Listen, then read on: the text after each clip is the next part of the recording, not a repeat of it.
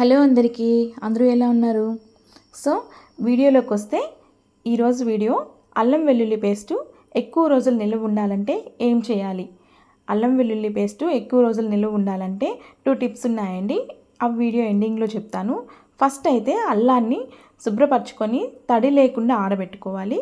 దాని తర్వాత వెల్లుల్లి కూడా వలిచి రెబ్బల్ని పక్కన పెట్టుకోండి.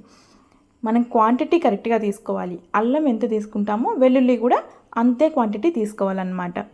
1/2 కేజీ వెల్లుల్లి తీసుకుంటే 1/2 కేజీ అల్లం తీసుకోండి. రెండింటిని కలిపి కూడా ఇలా బరకగా మిక్సీ పట్టుకోండి. ఇలా బరకగా మిక్సీ పట్టుకుంటే వంటలు చాలా రుచిగా వస్తాయన్నమాట. ఈ అల్లం వెల్లుల్లి మిశ్రమంలోకి 1/2 స్పూన్ పసుపుని 1/2 టీ స్పూన్ సాల్ట్ని యాడ్ చేసుకొని కలుపుకోవాలి. ఇదేనండి నేను చెప్పిన టిప్పు. ఇలా పసుపు ఉప్పు వేసి కలుపుకోవడం వల్ల అల్లం వెల్లుల్లి చాలా రోజులు నిల్వ ఉంటుంది. వీలైతే ఒక 1/2 టీ స్పూన్ నిమ్మరసాన్ని కూడా వాడారంటే అల్లం వెల్లుల్లి పేస్ట్ చాలా రోజులు వాసన రాకుండా బాగుంటుంది. కూరల్లో ఎప్పుడు వాడినా కూడా ఫ్రెష్ ఫీలింగ్ వస్తుందన్నమాట. సో చూసారు కదండి వీడియో.